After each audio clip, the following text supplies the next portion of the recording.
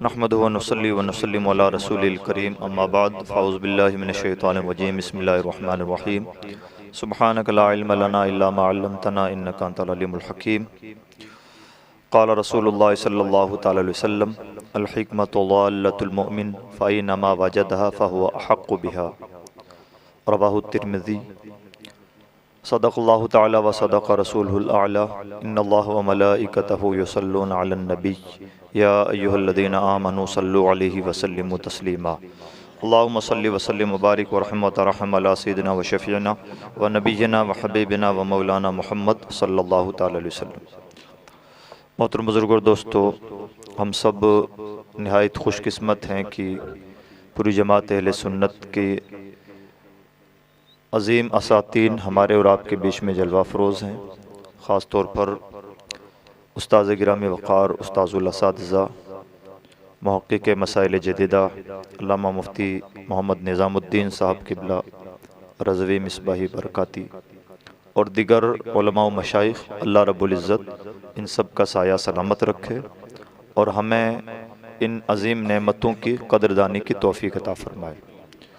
मुझे वाक़तन बहुत खुशी हुई आज यहाँ इस इदारे में आकर और यहाँ का नज़्म व नस्ख़ और इदारे के बानी व सरबरा बिरादर गिरामी हज़रत मौलाना तहसीन साहब के अफ़कार व नज़रियात और उनका कॉन्फिडेंस देखकर और उम्मीद करता हूँ कि ये रफ़्तार इसी तरह से जारी रहेगी और इसमें इंशाअल्लाह तेज़ी आएगी।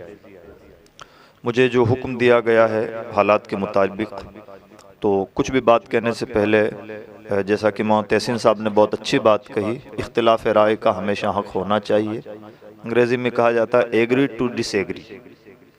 आप हमसे डिसएग्री हो सकते हैं, इख्तिलाफ़ राय रख सकते हैं, इसके लिए हम हमेशा राज़ी हैं और यही हुज़ूर मुहक़्क़िक़ मसाइल जदीदा ने अपने नज़रियात से, अपने अफ़कार से, अपने फतावा से, किताबों से साबित फरमाया है। और ये इन्होंने नहीं साबित फरमाया है बल्कि ये इस्लाम का मौक़िफ़ है जो इन्होंने बहुत खुल करके लिखा और पेश फरमाया। अल्लाह रब्बुल इज़्ज़त हमारे ज़हन व दिमाग में कुशादगी पैदा फरमाए। मैंने एक तिर्मिज़ी शरीफ किताबुल इल्म की हदीस पाक आपके सामने पेश की जिसके रावी हज़रत सैयदना अबू हुरैरा रज़ियल्लाहु तआला अन्हु हैं। हुज़ूर नबी अकरम सल्लल्लाहु अलैहि वसल्लम इरशाद फरमाते हैं, हिकमत मोमिन का गुमशुदा माल है, जहाँ उसे मिल जाए तो वही उसका सबसे ज़्यादा हक़दार है, यानी उचक लेना चाहिए। अगर समझदारी की बातें, हिकमत की बातें, अक्लमंदी की बातें हमें कहीं से मिलें तो हमें वो ज़माने से ले लेनी चाहिए, वो गोया हमारा हक़ है। तालीम क्या चीज़ है? गोलमोल लफ्ज़ तालीम। आज के दौर में तालीम की बहुत बाज़गश्त सुनाई देती है, लेकिन कई बार इसका कॉन्सेप्ट क्लियर नहीं होता कि तालीम का मतलब क्या है। और जब कॉन्सेप्ट क्लियर नहीं होता तो नतीजा ये निकलता है कि तालीम के नाम पर पैसे भी खर्च हो जाते हैं, एनर्जी भी चली जाती है और उम्र भी खप जाती है, लेकिन जितने बेहतर नताइज बरामद होने चाहिए वैसे नताइज बरामद नहीं हो पाते, या उतने से वक्त, उतनी सी एनर्जी और उतने से सोर्सेज में जितना ज़्यादा अचीव किया जा सकता था उतना अचीव नहीं किया जा पाता। तो इसलिए कुछ भी काम करने से पहले कॉन्सेप्ट बहुत क्लियर रहना चाहिए। अभी मौलाना तहसीन साहब ने बहुत खुल करके ये बात कही कि हमारा मतमहे नज़र दीनी तालीम है, ये क्लियर कॉन्सेप्ट है और ये बहुत अच्छी बात है। तालीम के सिलसिले में कुछ भी बातें, चूँकि यहाँ पढ़े लिखे लोग मौजूद हैं जैसा कि मुझे बताया गया, तो इस सिलसिले में मैं कुछ बातें जो हालात हमें बता रहे हैं, सिखा रहे हैं, वहाँ से मुस्तार लेकर अर्ज़ करूँ। भारत के मुसलमानों को अपनी तामीर और तरक्की के लिए जो काम करना चाहिए, उन कामों के लिए कुछ भी काम करने से पहले होमवर्क तो होना चाहिए। और भारत के मुसलमानों को अपनी तामीर और तरक्की के लिए कुछ भी करने से पहले मेरा ज़ाती मशवरा यह है कि एक बार सच्चर कमेटी की रिपोर्ट का ज़रूर मुताला कर लेना चाहिए। उसकी वजह यह नहीं है कि वो कोई किताब है या कोई दस्तावेज़ है। बुनियादी बात यह है कि आज़ादी के बाद हर स्टेट की, हर जगह की सिचुएशन अलग अलग होती है। तो तो भारत का जो सिनेरियो है, यहाँ की जो सिचुएशन है, यहाँ के हालात में जो उतार चढ़ाव आया, यहाँ का मुसलमान किस पायदान पे खड़ा है, इसके लिए बहुत लंबा चौड़ा बजट खर्च करके एक कमेटी तश्कील दी गई और उस कमेटी ने बहुत मेहनत करने के बाद, बल्कि आप जब सच्चर कमेटी की रिपोर्ट का मुताला करेंगे तो उसके मुकदमे में आप देख के हैरान रह जाएंगे कि कितनी मेहनत से इस रिपोर्ट को तैयार किया गया है। हर चीज़ में साजिश की बू नहीं आनी चाहिए, हर चीज़ को हल्के में नहीं लेना चाहिए। जितने सोर्सेज, यानी मुझे देखकर हैरत हुई कि आर्मी का डेटा भी उसमें अवेलेबल करवाने की एक हद तक कोशिश की गई, जो बहुत सीक्रेट चीज़ है। हाँ, उन्होंने मेंशन किया है कि हमने वो डेटा जानबूझ करके वहाँ पर आंकड़ों के तौर पर नहीं लिखा है, लेकिन हमारे पास रिपोर्ट मुकम्मल है। सिक्योरिटी का एक इशू होता है और ये बहुत नाजुक बात है अगर हम समझें, वरना डिफेंसिव सिस्टम वो होता है किसी भी मुल्क का कि जिसके आंकड़े प्रोवाइड नहीं करवाए जाते, जिसकी तफसीलात फराहम नहीं की जाती, वहाँ तक। और ये स्पेशली उस वक्त के प्रधानमंत्री ने लेटर लिख करके तमाम लोगों को ताकीद की थी और उसका रीज़न ये था कि इतनी मुद्दत गुजर जाने के बावजूद भी भारत के मुसलमानों की हालत में तब्दीली क्यों नहीं आ रही है, हम इसको बिल्कुल 2 लफ्ज़ों में जानना समझना चाहते हैं, इसलिए रिपोर्ट तैयार करवाई गई। अब आगे वो क्या हुआ क्या नहीं हुआ, इम्प्लीमेंट हुआ कि नहीं हुआ, वो बात की चीज़ें हैं, वो एक लंबी दास्तानें हैं, उस पर तो पूरी PhD मौजूद है, बहुत सारे लोगों ने रिसर्च की है। लेकिन उस रिपोर्ट से जो बात निकल के आती है वो कम से कम हमारे मतलब कितनी सी बात निकल के आती है कि हम कहाँ पर खड़े हैं, किन पॉइंट्स में हम कमज़ोर हैं, किन वजूहात से कमज़ोर हैं और अब तरक्की के क्या रास्ते खुलते हैं, वो बहुत सिचुएशन क्लियर हो जाती है, बादल छट जाता है। इसलिए उस रिपोर्ट का ज़रूर मुताला कर लेना चाहिए, ये मेरी पहली गुजारिश। इससे फ़ायदा क्या होगा? इससे फ़ायदा ये होगा कि हम अंधेरों में लाठियां नहीं चला रहे होंगे, बल्कि हमारी मेहनतें ठिकाने लगेंगी।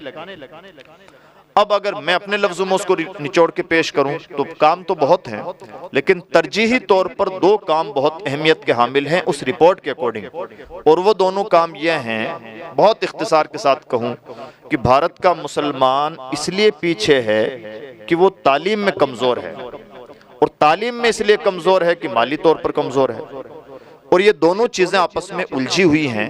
यानी अगर भारत के मुसलमानों को तालीमी तौर पर तरक्की देना है तो माली तौर पर तरक्की देना होगा, और माली तौर पर तरक्की देना है तो तालीमी तौर पर तरक्की देना होगा। तो नतीजा क्या निकला? हम अगर यहाँ कुछ करना चाहते हैं तो इन 2 महाजों को पकड़ें, यहाँ की सिचुएशन के अकॉर्डिंग, यानी भारत के सरजमीन पर उम्मत मुस्लिमा की तामीर और तरक्की में इन 2 चीज़ों का रोल बहुत अहम है। तालीम में तरक्की हो और फाइनेंशियल तौर पर उम्मत की तरक्की हो।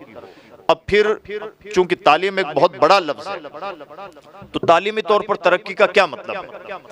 तो हालांकि सच्चर कमेटी की रिपोर्ट एक ऐसी रिपोर्ट है जिसमें मदरसों को भी बहुत हद तक कवर किया गया है। आमतौर पर इस तरह की रिपोर्ट्स में ये नहीं होता है, तो उसमें मदरसों की भी हालतों का जायज़ा लिया गया है और उस पर भी कुछ डिस्कशन है।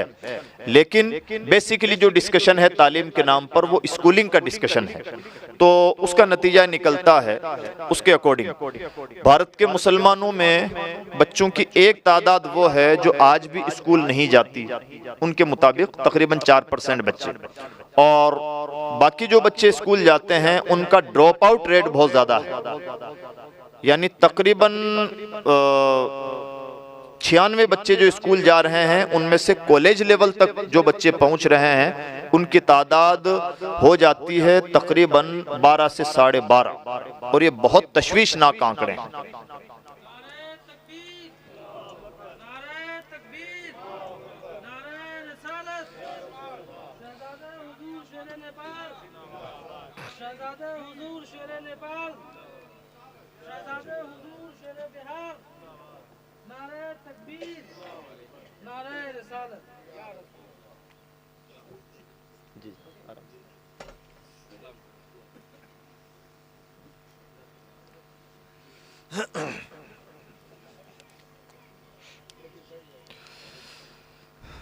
तशरीफ़ रखिए। अल्लाहुम्मा सल्ली व सल्लिम व बारिक व रहमत रहम अला सय्यिदिना व शफ़ीना व नबीना व हबीबिना व मौलाना मुहम्मद सल्लल्लाहु तआला अलैहि वसल्लम।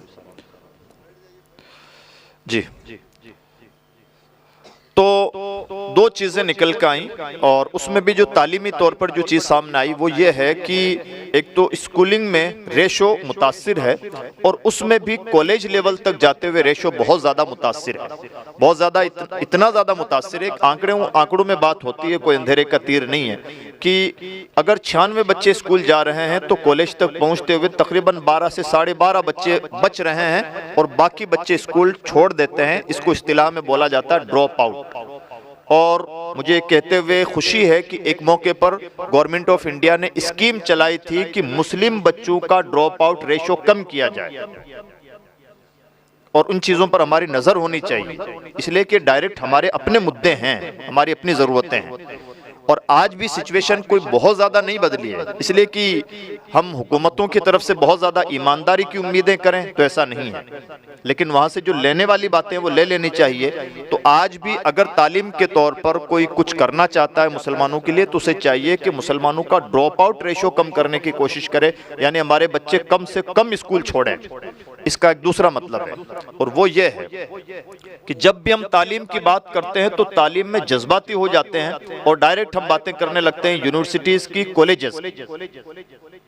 आंकड़ों के मुताबिक हमारी जरूरत यूनिवर्सिटी कतई नहीं है और कॉलेजेस भी बहुत कम जरूरत है। हमारी सबसे बड़ी जरूरत है स्कूल। वजह उसकी साफ है, वजह यह है कि हमारे सबसे ज्यादा बच्चे जहां पिछड़ रहे हैं वो स्कूल है। कॉलेज लेवल तक जो बच्चे पहुंच रहे हैं जिसको हायर एजुकेशन बोला जाता है, वहां तो रेशो ही 12%, 12.5% है। तो 12% के लिए हम बहुत कुछ खर्च करें ये अक्लमंदी की बात नहीं, 88% के लिए खर्च करें ये अक्लमंदी की बात है। और इसके लिए रोल मॉडल बनना चाहिए। इस सिलसिले में ईसाई स्कूल, ईसाइयों के स्कूल आपको बहुत नजर आएंगे। आपका शहर भी पुराना शहर है, यहाँ पर जरूर कोई ना कोई ईसाई स्कूल आपको मिलेगा। ईसाइयों के कॉलेजेस कम मिलते हैं और ईसाइयों की यूनिवर्सिटी मिलती ही नहीं।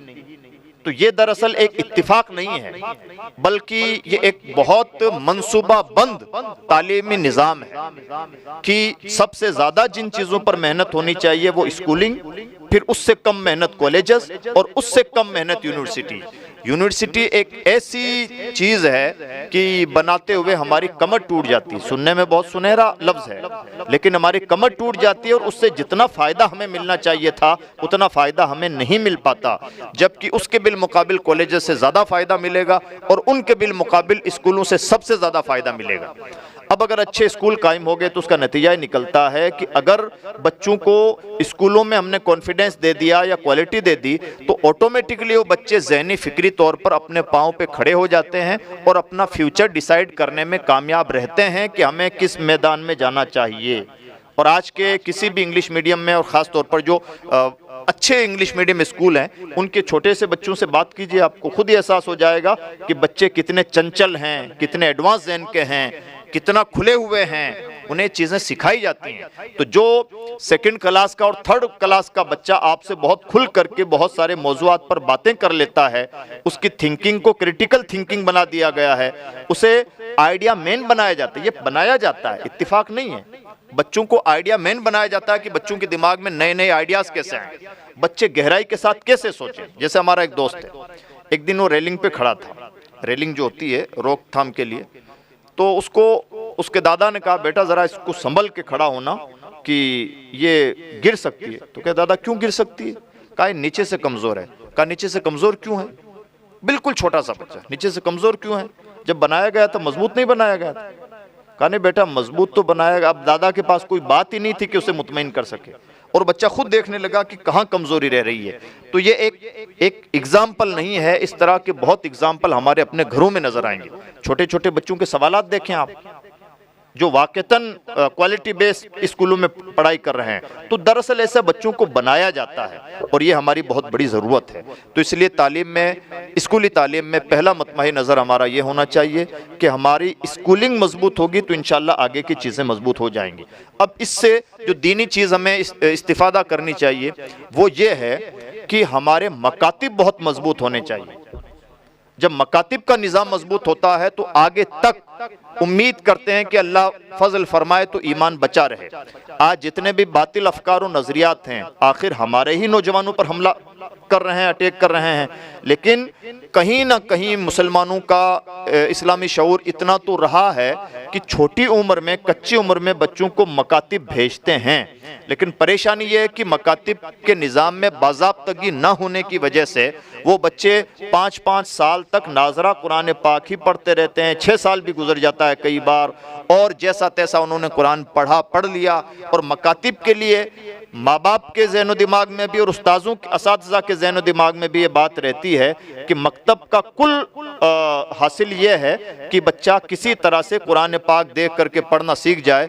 जबकि हमारी ज़रूरत यह है कि अगर हमने इस निज़ाम में मकातिब को, अब परेशानी यह है कि अवाम के ज़हनों में यह है कि बच्चे ने कुरान पाक पढ़ लिया तो गोया कुल दीन सीख लिया। अब इस गलतफहमी का भी इजाला करने की ज़रूरत है। लेकिन अगर ऐसी रिवायत बन गई है तो हमें कोशिश ये करनी चाहिए कि आज का बच्चा बहुत एडवांस है, कुरान पाक तो उसका दुरुस्त करवाएं ही, और मखारिज दुरुस्त करें, हर तरह से कुरान उसे पढ़ना सिखाएं। उसके लेवल के मुताबिक, उससे बहुत गहरी बातें तो नहीं की जा सकती, लेकिन उसके लेवल के मुताबिक उसको जितने अकायद सिखाए जा सकते हैं सिखाए जाएं, ताकि कल के दिन जब उस पर बातिल हमला आवर हो तो उसके जहन में किसी हद तक तो हमारे अकायद और नजरियात बस रहे हों। इसको एक एग्जाम्पल से समझें। एक बच्चे ने मकतब में कुरान पाक पढ़ा और फिर वो साथ साथ स्कूल पढ़ाई कर रहा था, फिर उसकी जॉब लग गई, किसी बड़े शहर में चला गया। अब मान लीजिए कि यूट्यूब के थ्रू या किसी भी सोहबत के थ्रू उसे एक शख्स मिला और वो उसे समझा रहा है कि वसीला नाजायज़ है, वसीला इस तरह से शिरक है, वसीले के बारे में कुरान में ये फरमाया गया और हदीसों में ये बताया गया और ये कॉन्सेप्ट है वसीला का। अब उस बच्चे ने वसीले का लफ्ज़ आज से पहले कभी सुना ही नहीं था, तो वसीले के लिए बिल्कुल खाली ज़हन है। जैसा सामने वाला बता रहा है वो एज इट इज़ उसको कबूल करता चला जा रहा है। इसके बरक्स अगर उसने मकतब की तालीम के दौरान सिर्फ इतना ही कहीं पढ़ा होता कि वसीला हक है, तो थोड़ी देर के लिए उसके जहन में बात ज़रूर क्लिक करती कि मैंने तो उस वक्त पढ़ा था कि वसीला हक है और ये जो बातें कह रहे हैं वो तो कुछ और कह रहे हैं। हो सकता है इतना सा एक लफ्ज़, आधी लाइन का एक लफ्ज़ कि वसीला हक है, ये उसके ईमान के बचाव का जरिया बन जाए। मैं नहीं कहता कि मकतब में हम बच्चों को वसीले के दलाइल सिखाएं, शफात के हक होने की बातें बताएं, उसका लेवल नहीं है, लेकिन जितना लेवल है उसके लेवल के मुताबिक तो उसे बातें सिखाई जा सकती हैं। उसे सिर्फ हुरूफ तहज्जी पढ़ने तक या मखारिज के साथ कुरान पाक दुरुस्त पढ़ने तक ही महदूद ना रखा जाए, बल्कि कुछ हद तक ज़रा सा इसको एडवांस बनाया जाए। बल्कि अलमिया ये है कि कहीं तो ये वाजिबी हक भी अदा नहीं होता, तो एक बहुत अफसोसनाक बात है। तो इन दोनों चीज़ों का खुलासा अभी तक जो मैंने बात की, तालीमी तौर पर तालीम में हमारा कॉन्सेप्ट बहुत क्लियर होना चाहिए। तालीम हमेशा हमारी इंडियन पर्सपेक्टिव में जो हमारी ज़रूरत है वो है बेसिक एजुकेशन।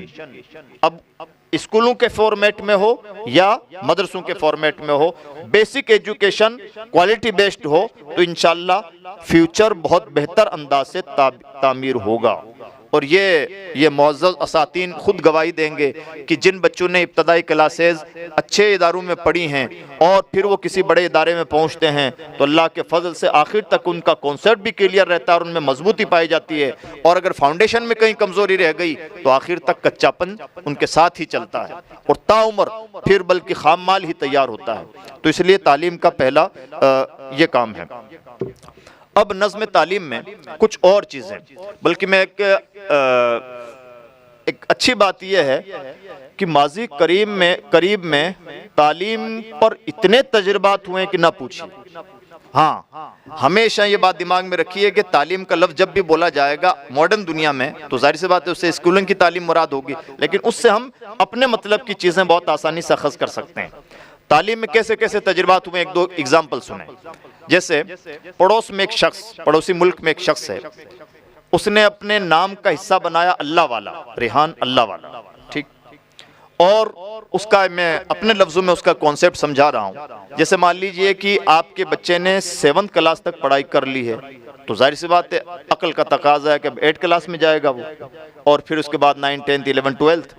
अब वो क्या करता है कि 8 स्टैंडर्ड के बच्चे का अपने इंस्टीट्यूट में एडमिशन लेता है, लेकिन माँ बाप को इस बात के लिए एग्री कर लेता है कि आप हमें मजबूर नहीं करेंगे, कहेंगे नहीं कि 8 में हमारे बच्चे की कितने परसेंट आए, 9th में क्या हाल है, 10th में कितने परसेंट आए, बल्कि अब आपने 8 स्टैंडर्ड का बच्चा हमें दिया है और 5 साल के बाद में आपका बच्चा 12th पास करके हमारे यहाँ से निकलेगा।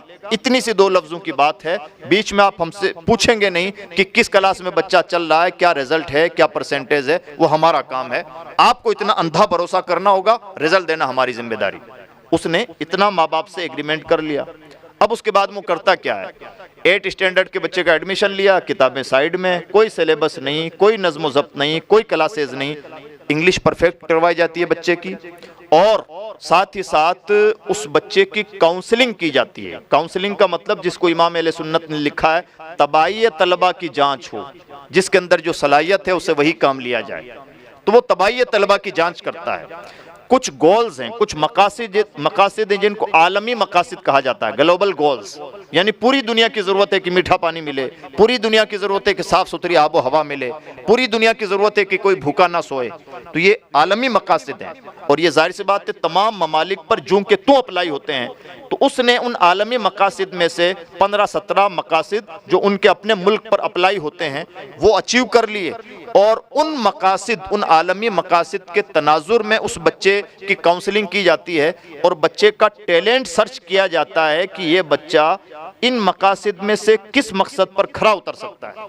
अब मान लीजिए बच्चे का नाम है हामिद, और काउंसलिंग में पाया गया कि ये बच्चा मीठा पानी सप्लाई करवाने में या मीठे पानी की कमी की ज़रूरत पूरी करने में काम दे सकता है, इसकी सलाहियत ऐसी है, तो उस बच्चे का नाम ही हो जाता है हामिद पानी वाला, यही उसकी क्लास है। और अब वो हामिद पानी वाला क्या करता है, उसकी इंग्लिश परफेक्ट करवा दी जाती है, उसे होमवर्क दिया जाता है कि बेटा सबसे पहले ये सर्च करो कि दुनिया में मीठे पानी की कमी किन किन मुल्कों में रही है। तो बच्चा हफ्ते भर मेहनत करके उन ममालिक की लिस्ट बनाता है।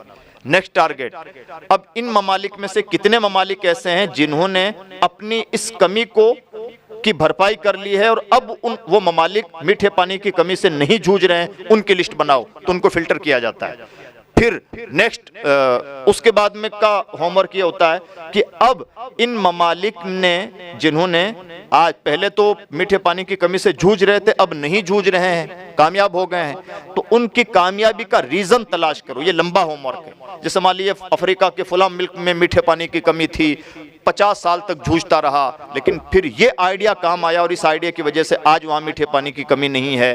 तो कौन कौन से आइडियाज थे जिनसे वो ममालिक मीठे पानी की कमी से उभर पाए, कौन लोग थे जिन्होंने वो आइडियाज दिए, जिन लोगों ने वो आइडियाज दिए थे वो अब जिंदा है या नहीं, अगर जिंदा है तो उनसे इंटरव्यू करो। 5 साल का होमवर्क है ये। नतीजा क्या निकलता है, वो बच्चा जिसका स्टैंडर्ड था 8 क्लास 9 10th का, वो पूरी मिनिस्ट्री को सामने बुला करके मुल्क के मिनिस्टर्स को, वजीरों को, और ख़ास तौर पर महकमा आपके वजीरों को सामने बिठा करके, वजीर को और उस मंत्रालय के तमाम जिम्मेदारों को सामने बिठा के लेक्चर देता है, सर आज अगर आप हमारे मुल्क में मीठे पानी की कमी का खात्मा करना चाहते हैं तो ये प्रेजेंटेशन सुनिए 3 घंटे का। इन मुल्कों में ये कमी थी, फिर इन्होंने पूर्ति कर ली, फिर उन्होंने इन पॉइंट्स पे काम किया, ये लोग हैं जिन्होंने ये काम किया, हमारे मुल्क में इनमें से ये पॉइंट्स हैं जो अप्लाई हो सकते हैं, ये करने का काम है, ये करने का काम है, ये करने का काम है। फिर एक एक चीज़ के ऐसे नोट्स अवेलेबल करवाता है कि पूरा मंत्रालय दंग रह जाता है। अब मुझे बताइए कहाँ 8 स्टैंडर्ड और कहाँ इसका लेवल। यह है काउंसलिंग। और फिर उस बच्चे को जो वाजिबी सर्टिफिकेट हैं वो भी अवेलेबल करवा दिए जाते हैं। ये वो तालीमी एक तजर्बे की मैंने मिसाल दी, ऐसे कितने ही तजर्बात हैं जो तालीम के नाम पर हुए हैं। अभी एक कॉन्सेप्ट चल रहा होम स्कूलिंग का, यानी अब लोग उकता गए हैं कि हम अपने बच्चों को स्कूल नहीं भेजना चाहते, बच्चों की अखलाकियात बर्बाद हो जाती हैं, हम बच्चों को घर पे ही पढ़वाना चाहते हैं। और इसमें एक आध लोग नहीं है, बल्कि दुनिया का अमीर तरीन इंसान एलन मस्क, अभी ताज़ा उसका इंटरव्यू आया, उससे पूछा गया कि आपके बच्चे क्या पढ़ाई करते हैं, तो उसका जवाब था मेरा बच्चा मैथ और फलां 3 सब्जेक्ट पढ़ता है, बाकी खेलता, किसी स्कूल में नहीं भेजता। और साफ लफ्ज़ों में कहा मैं स्कूलों के निज़ाम को ही कोलैप्स मानता हूँ। हमने निज़ाम 20 साल 25 साल पहले बनाया था ताकि इंसान मशीनों से फ्रेंडली हो सके। अब तो इंसान मशीनों से एडवांस है, हमें क्या ज़रूरत है कि हम स्कूलों का निज़ाम पढ़ाएं।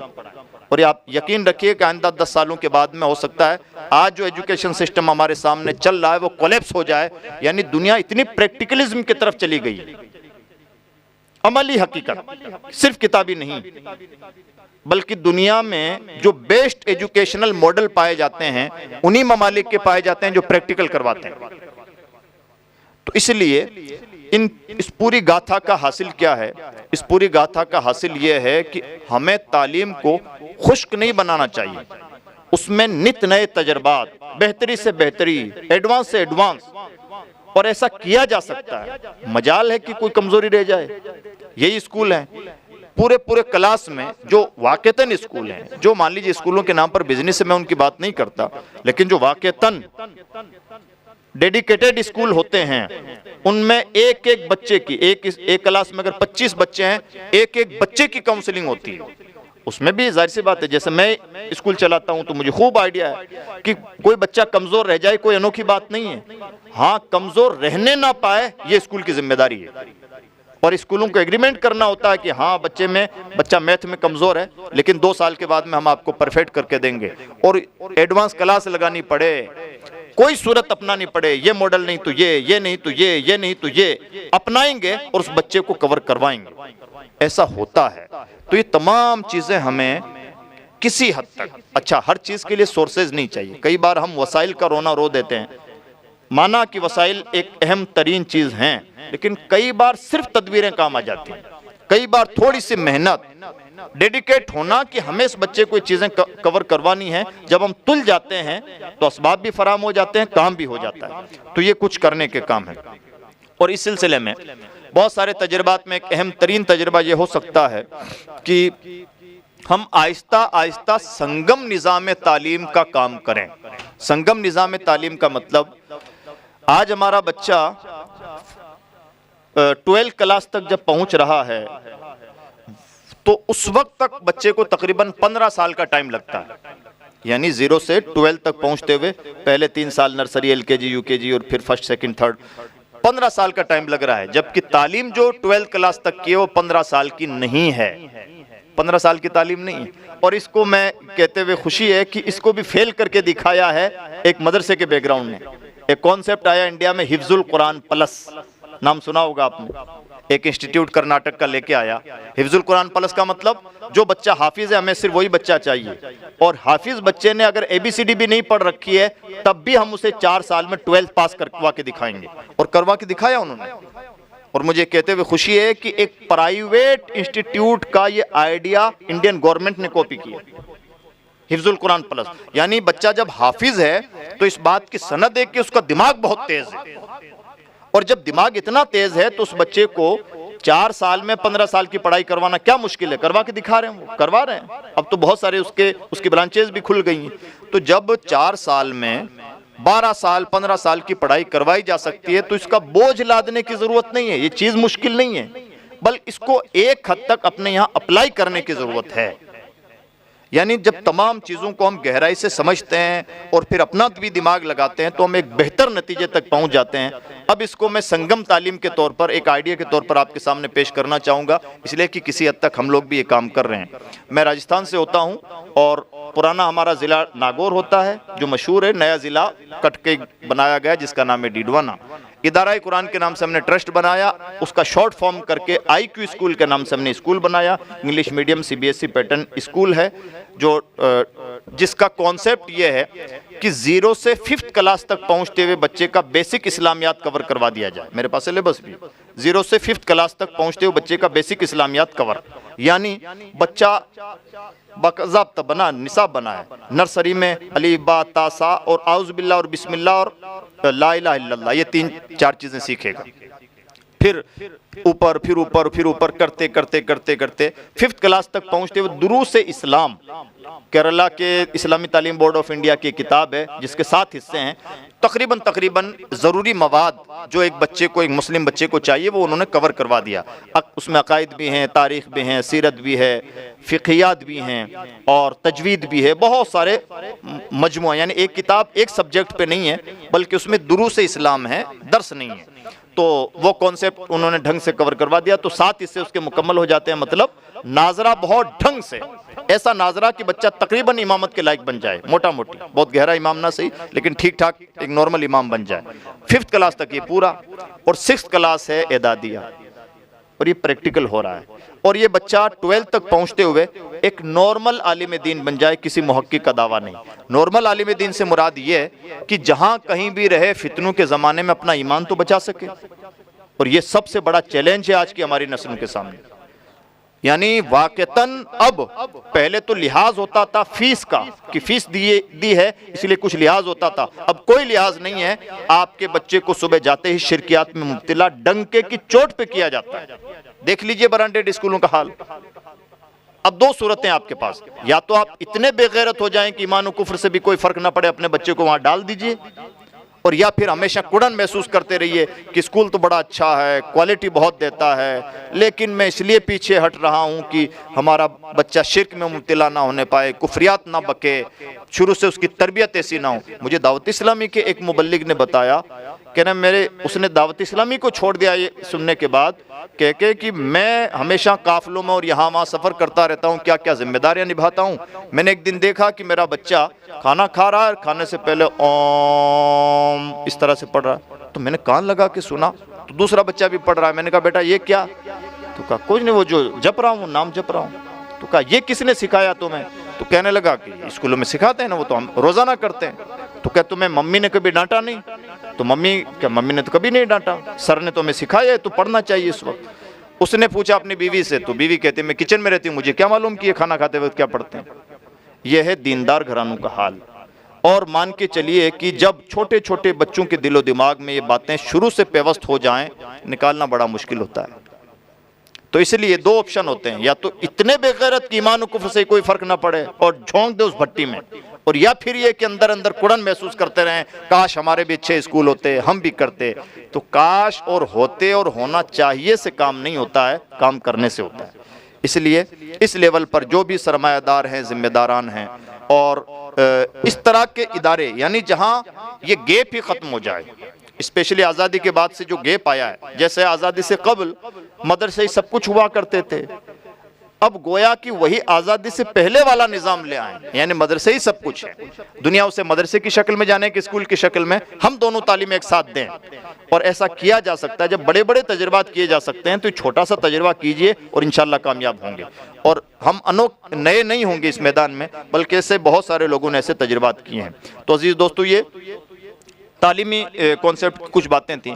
अब इसमें कुछ और चीज़ें मैं ऐड कर देता हूँ ताकि चीज़ें कवर रहें। हमें अपने बच्चों का मिजाज दावती बनाना चाहिए। मुझे बहुत माजरत के साथ मैं बात कहता हूँ, हम हज़रत हुजूर बन गए, दाई दीन नहीं बन पाए, और उसका नतीजा ये निकलता है कि हमारे मिजाज में मखदूमियत आ गई है, दावती दर्द नहीं आ पाया, और उसी की वजह से रफ्तार मुतासिर है, और उसके जो नतीजे हमारी निगाहों के सामने हैं। तो अपने बच्चों को शुरू से दावती मिजाज देने की ज़रूरत है। नंबर 2, आज का दौर हमसे तकाजा करता है कि हम इस्लामी रूहानियत का इहिया करें। यानी दुनिया लपक रही है ध्यान के नाम पर, मेडिटेशन के नाम पर, बहुत ढोंग ढांग है। आप देखेंगे नेताओं की महफिलों में लोग उतने नहीं आते जितने बाबाओं की महफिलों में जाते हैं। हाँ, नेताओं की महफिलों को हाईलाइट किया जाता है, इसलिए न्यूज़ वही बनती है, वो न्यूज़ नहीं बनती। लेकिन वहाँ जितनी भीड़ है वो भीड़ यहाँ नजर नहीं आती। बेचैनी है लोगों के अंदर, और स्ट्रेस यानी टेंशन दुनिया का सबसे बड़ा मर्ज, डिक्लेयर मर्ज बन चुका है। नज़ला, जुकाम, खांसी अब दुनिया के बड़े अमराज नहीं है, स्ट्रेस दुनिया का सबसे बड़ा मर्ज बन चुका है। और स्पेशली यूरोप और जो डेवलप कंट्रीज हैं उनका, यूके को देख लें, यूके में मेंटल हेल्थ इंश्योरेंस होता है एक आदमी का। यानी इस बात का इंश्योरेंस हो रहा है कि आपका दिमाग सलामत है। तो क्या गोया हुकूमत को शक है कि हमारे बंदों का दिमाग सलामत है या पागल है? ये सच है, जी हाँ, ऐसा ही है। हुकूमतों को शक है कि हमारा बंदा मेंटल तौर पर ठीक है कि नहीं है। इसलिए कि आए दिन ऐसे केस हो रहे हैं कि आदमी का दिमाग खराब हुआ, उसने हाथ में गन थामी और उड़ाता चला गया, एक ड्राइवर का दिमाग खिसका, रोनता चला गया, यानी आदमी सनकी हो गया। अभी 2 दिन पहले की न्यूज़ है, एक मरीज हॉस्पिटल में लेटा हुआ था, बगल में एक और मरीज लेटा हुआ था, उठा और ताबड़तोड़ उसने हमला कर दिया। पूछा गया क्यों? कहा बस ऐसे ही कर दिया, कोई रीजन नहीं, ऐसा नहीं कि कोई लड़ाई हुई हो, कोई हुज्जतबाजी हुई हो। तो ये दुनिया का प्रॉब्लम बन चुका है, और जब भी मादियत हावी होती है तब तब ऐसा होता है। इसलिए हमें अपने बच्चों को रूहानियत का पाठ पढ़ाने की जरूरत है, ताकि हमारे बच्चों का अपना भी दिल मुतमईन रह सके और आइंदा नस्लों को भी। और ऐसा लगता है कि जैसे गोया इस्लाम का एक दौर लौट रहा है, जुल्म के खात्मों के बाद में एक सुनहरा दौर गोया ऐसा लगता है कि देर सवेर शुरू होने वाला है। तो अगर रूहानी लोग ना हुए तो शायद उस दौर की सही तौर पर रहनुमाई मुमकिन ना हो। इसलिए वो काम भी एक अहम तरीन काम है जो करना चाहिए। तीसरी बात, स्कूल हो या मदरसे या हमारे अपने बच्चे, हमें हर बच्चे की काउंसलिंग करनी चाहिए। काउंसलिंग का लफ्ज़ याद रखें और ये लाजिमन करें। हो ये रहा है कि हम अपने बच्चों को अज खुद मशवरा देते हैं कि बेटा फलां ने ऐसा किया तो तुम भी ये सब्जेक्ट ले लो, जबकि पैदा फरमाने वाले ने हर बच्चे को अलग अलग सलाहियत दी है, तो बच्चे की सलाहियत के मुताबिक ही उससे काम लिया जाना चाहिए। ये लोहा है जिससे माइक बना है, अगर इससे रेल की पटरी बनाई जाए तो ये जुल्म है। जुल्म इसलिए कि पिघल जाएगा और रेल इधर उधर हो जाएगी, और जिससे रेल की पटरी बनी है वो भी लोहा है, उससे माइक बनाया जाए तो ये फजूल खर्ची है। इसलिए कि उतना कीमती लोहा यहाँ लगाने की जरूरत नहीं। आम लोगों की जबान में कहिए तो ये भी लोहा वो भी लोहा। इसी को इमाम अहले सुन्नत ने फरमाया तबाई तलबा, हर बच्चे की सलाहियतों की जांच हो, जिसके अंदर जो नेचुरल पोटेंशियल पाया जाता है उसको वही मैदान दिया जाए, तो इंशाअल्लाह वो हजरत मुहक्किक मसाइल जदीदा का काबिल फ़ख्र शागिर्द बनेगा। यानी तहकीक का मादा भी हो, मिजाज भी वैसा हो, माहौल भी वैसा मिल जाए, वो बनते हैं। और अगर मान लीजिए कि मिजाज है, कुछ मैदान दे दिया गया कुछ, तो इंसान कुछ देर खुद से जूझता रहता है, फिर कई बार अपनी लाइन तब्दील कर देता है, और कभी कुछ और कभी फॉर्मेलिटी की जिंदगी गुजार लेता है, लेकिन वो उसकी सलाहियतों से जो काम लिया जाना चाहिए वो काम नहीं हो पाता। और चौथी बात इस सिलसिले में यह है कि हमें अपने बच्चों की, अपने मातहतों की स्किल्स पर बहुत ज़्यादा तवज्जो देना चाहिए। इकबाल की ज़बान में जिसे मताए हुनर कहा जाता है, स्किल्स, यानी अब डिग्रियों से भी ज़्यादा स्किल्स पे तवज्जो देने की ज़रूरत है। और अल्लाह का शुक्र है कि स्किल्स बहुत आसान हो गई हैं, बहुत हुनर अर्जा हो गए हैं, ख़ास तौर पर यूट्यूब के बाद में। पहले जो चीज़ें राज रहती थी, यूट्यूब की वजह से वो चीज़ें आश्कार हो गई। यानी जो लोग अपना राज नहीं बताते थे, अब यूट्यूब पर खुद ही बढ़ बढ़ के बताते हैं। देखिए दोस्तों, आज मैं आपको बताता हूं कि अच्छा गोश्त कैसे बनाया जाता है। जो गोश्त बनाकर होटल चलाकर के अमीर तरीन बन गया और किसी को अपनी रेसिपी नहीं बताता था, आज खुद बढ़ करके अपने यूट्यूब चैनल पर बता रहा है। हम इतने हसास होने चाहिए कि हमारा दिमाग वहां से वो चीज़ कैच कर ले और ले सके। ऐसी बहुत स्किल्स हैं, यानी और स्पेशली जो तकनीकी स्किल्स हैं, जैसे AI, उलमा से गुजारिश है इसके 7th वर्जन के बारे में उम्मीद की जा रही है कि इंसान उसके कंट्रोल में होगा, फुल्ली कंट्रोल में। आज भी बहुत कंट्रोल में है। यानी मैं समझता हूँ कोई आपका उतना सच्चा खादिम खिदमत नहीं कर पाएगा जितनी अच्छी खिदमत आपका AI कर सकता है। आप बस हल्का सा हिंट देने की जरूरत है। कोई एक हदीस आपने सर्च की, सर्च क्या की, आपने एक दो लफ्ज डाले और कहिए कि भाई मुझे इस पूरी हदीस की तखरीज चाहिए, इस पर फलां ने क्या कहा है, फलां ने क्या कहा है, फलां ने क्या कहा है। काम आपका इतना आसान कर देता है, बल्कि तो उससे भी एडवांस लेवल के काम कर रहा है। और रेगुलर ह्यूमनाइज किया जा रहा है इसको, यानी इंसान के मिजाज से मैच खा रहा है और सीखता है, मुसलसल सीखता है। तो ये एक स्किल्स हैं, ऐसी बहुत स्किल्स हैं। ड्राइवरिंग एक स्किल्स है। कुछ ना आए, जैसे केरला वाले अपनाते हैं कि अपने बच्चों को ड्राइवरिंग जरूर सिखाते हैं। मान लिया कि आपका बच्चा कुछ नहीं बन पाया, तब भी ड्राइवरिंग करके 15,000 रुपये कमा लेगा ना। और जो एक इल्ज़ाम है कि मदरसे के बच्चों के पास कुछ नहीं होता, जनाब बहुत कुछ होता है। मैं फाइनली ये बात कहना चाहूँगा, आपसे गुजारिश है, जो मदरसों से वाबस्ता उनसे गुजारिश है, दीनियात बहुत कुछ है। ये जो मदरसों का निज़ाम और निसाब हमें पढ़ाया जाता है ना, अभी एक बड़ी डिबेट हुई दिल्ली में, हम सब ने सुना होगा। क्या चीज़ें काम आई? शरअ कायदी तो काम आई है, मुनाजरा रशीदिया की तो इस्तिलाहें इस्तेमाल हुई हैं। फ़र्क इतना है कि हम जिन इस्तिलाहात को अरबी में बोला करते थे, बोलने वाले ने उन्होंने अंग्रेज़ी में बोल दिया। मेरे भाई, हमारे बुजुर्गों ने जो निज़ाम और निसाब बनाया है बहुत मजबूत है, इसमें पुख्तगी बहुत कुछ है और इसमें कमज़ोरी भी इंसान को कहीं का नहीं छोड़ती। इसलिए इस निज़ाम और निसाब के साथ बहुत ज़्यादा छेड़खानी की ज़रूरत नहीं है। हाँ, इसमें पुख्तगी की ज़रूरत है। इसकी बहुत मिसालें हैं। कभी एहसास कमतरी का शिकार ना हो, जैसे किताबत, जैसे कंप्यूटर,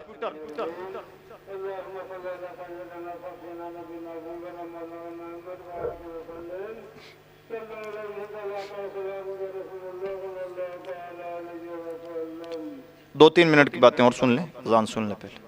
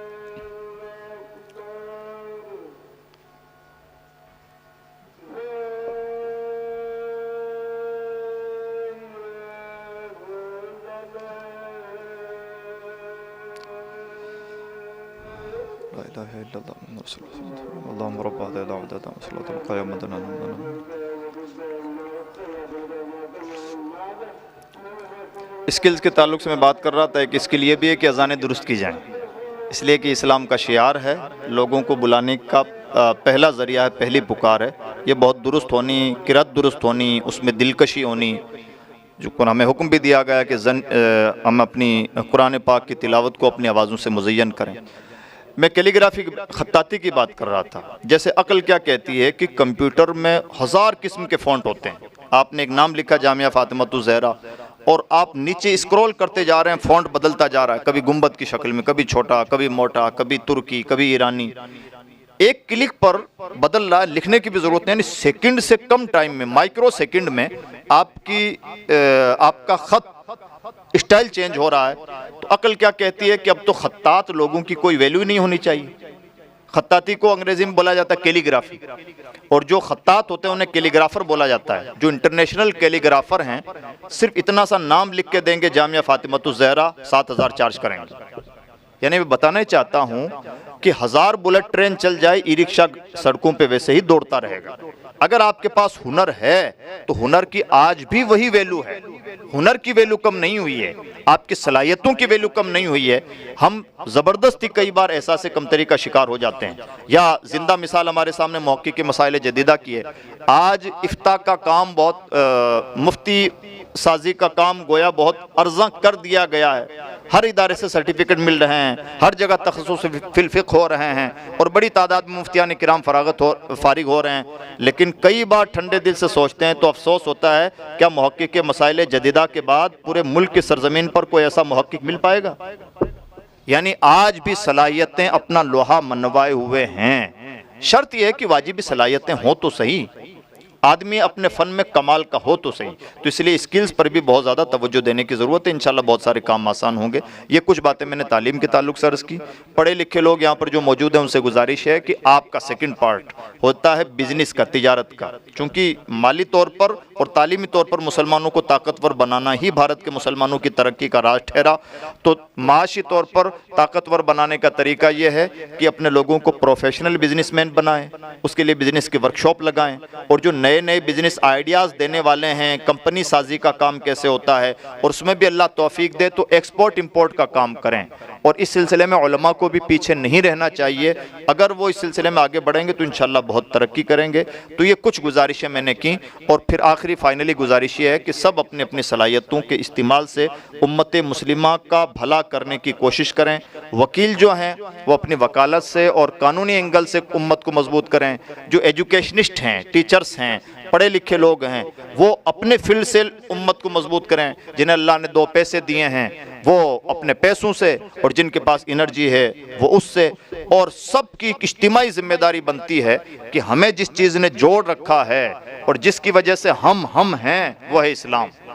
वो किसी लम्हा हमसे नहीं छूटना चाहिए। सब कुछ कीजिए लेकिन इस डोर से जितना मजबूती से बंधे रहेंगे खुद को भी पुरसुकून पाएंगे और हमारी नस्लों की भी सही तरबियत होगी। ये कुछ गुजारिशें तुम जो मैंने आपके सामने पेश की अपने बड़ों के सामने। अगर किसी बात में कोई लग़्ज़िश हुई हो तो अल्लाह रब्बुल इज़्ज़त की बारगाह में हम सच्चे दिल से तौबा करते हैं। नस्तग़फ़िरुल्लाह तआला व नतूबु इलैहि। ला इलाहा इल्लल्लाह मुहम्मदुर रसूलुल्लाह। अस्सलामु अलैकुम व रहमतुल्लाहि व बरकातुहू।